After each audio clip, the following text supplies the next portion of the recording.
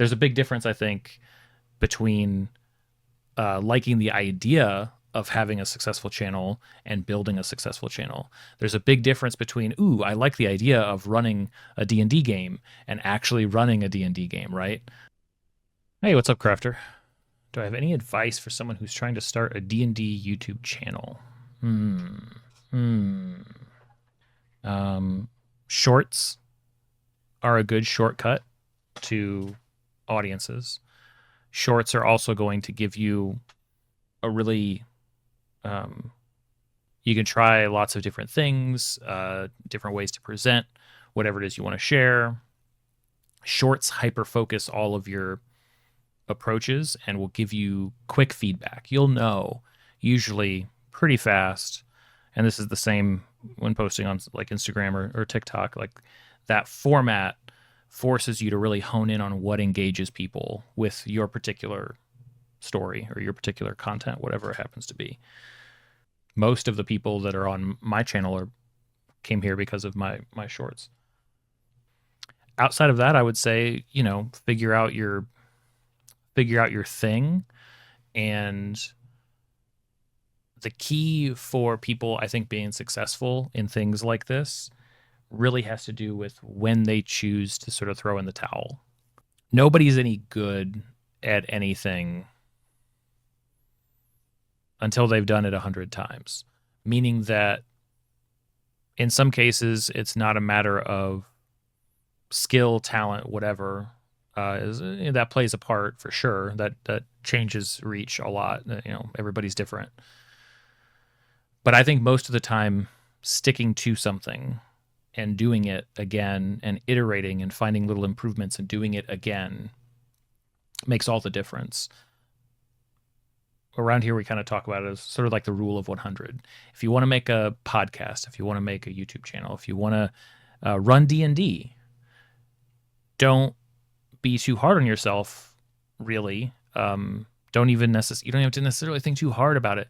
Do it 100 times. Whatever it is you want to do, if you care enough about it and you're going to try to improve it, stick to it, publish, run, do whatever that activity is. Do it 100 times and then look back and then take account.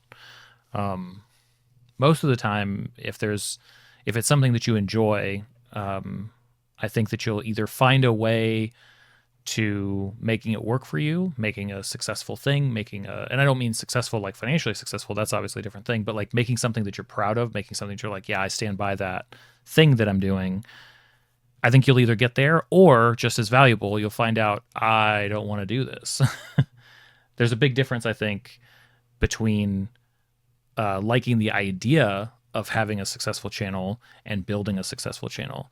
There's a big difference between, ooh, I like the idea of running a D&D game and actually running a D&D game, right?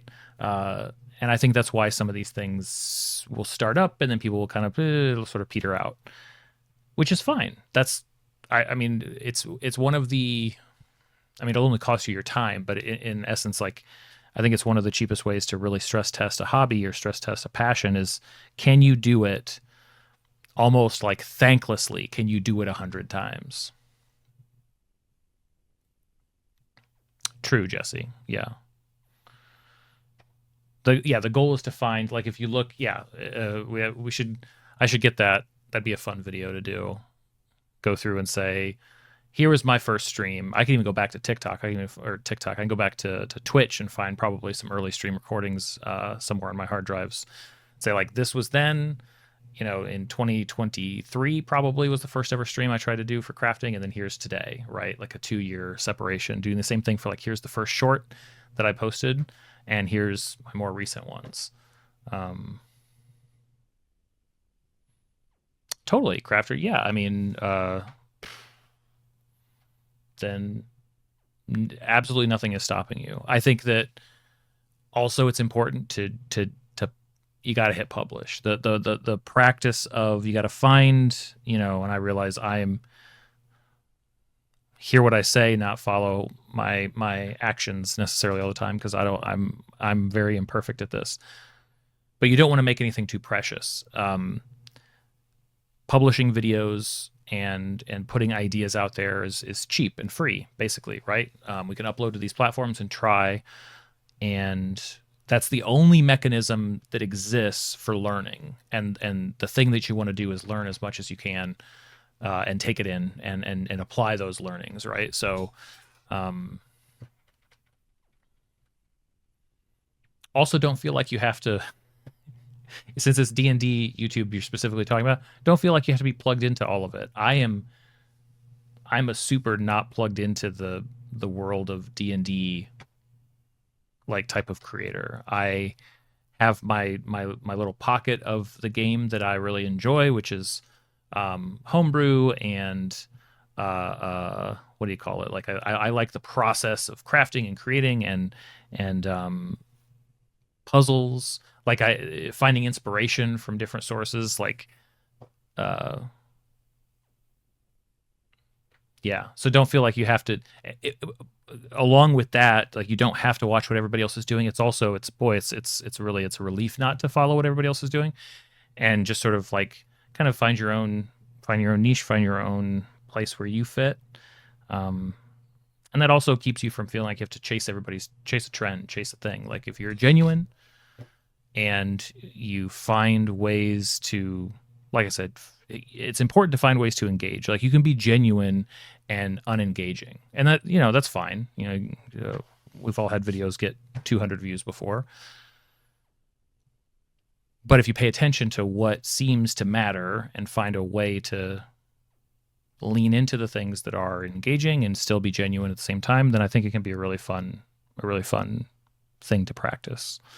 And I say practice because it's very easy to fall off and not be doing it for a long time, like me. Like I've been focusing on certain things, and like Jesse said, not been publishing shorts. I need to find a better balance in all of this, I think.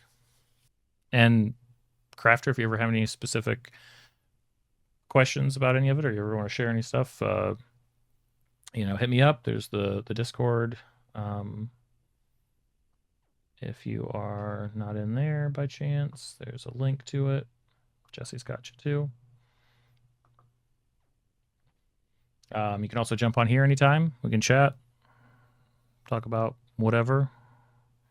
It's a pretty chill place around here. Happy to help however I can.